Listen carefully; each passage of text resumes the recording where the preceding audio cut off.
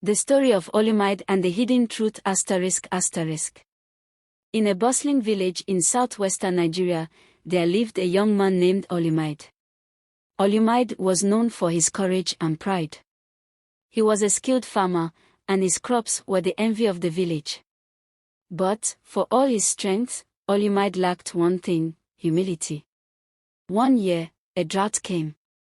The crops withered and the water wells dried up. The village elders gathered to discuss the situation, for they knew that if they did not find a solution soon, the people would suffer.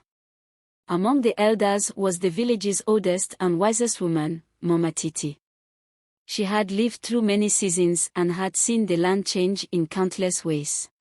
The villagers often came to her for advice, knowing that she was in tune with the land and the spirits that washed over it. Mama Titi stood up during the meeting. "We must perform a ritual to call upon the gods of the land and the river," she said. "Only they can bring the rains." Olumide, eager to prove his own strength, stood up and said, "I am strong enough to solve our problems. I will go into the forest and find the source of the river. If I can fix it, the rains will return." The elders warned him, "Olumide, you do not understand the ways of the land as Mama Titi does. The river and the earth are not easily swayed by pride and strength." But Olumide was determined. He believed that the gods would favor him because of his hard work and bravery. He set off into the forest alone, determined to find the source of the river and bring back the solution to the drought.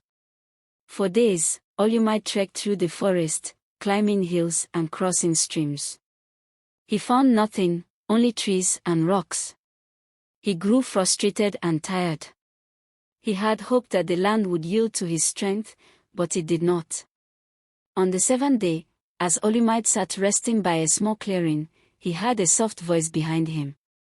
"Why are you so troubled, young man?" asked the voice. Olumide turned and saw an old woman, much like Mama Titi but with a calm and serene presence. Her clothes were simple, and her eyes sparkled with the wisdom of the earth. "I am searching for the source of the river," Olumide said. "If I find it, I can bring the rains back to my people." The old woman nodded. "The river does not need to be found by strength alone. It needs to be respected, not conquered." Olumide felt a pound of shame. He had been so focused on his own abilities, he had not considered the balance between nature and humanity. The old woman continued, "The river has its own time. You must learn to listen to it, not chase it." Olumide, humbled, followed the woman deeper into the forest, where they came upon a quiet stream.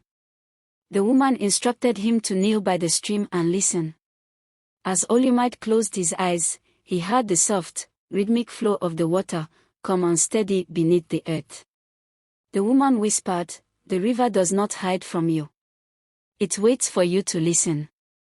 Only when you understand this, will the rains return." Olumide stayed by the stream for hours, meditating and listening to the earth. When he finally stood up, he felt a deep peace and understanding. He thanked the old woman, but when he turned to ask her name, she was gone. Olumide returned to his village with a new perspective. He shared his experience with the elders and the people, explaining that they must approach the land with patience and humility, not with force. A week later, the rains arrived. The village flourished once again, not because of Olumide's strength, but because of his newfound understanding of the land. From that day on, Olumide became known not just for his farming skills, but for his wisdom and humility. He learned that true strength lies not in conquering the land, but in living in harmony with it.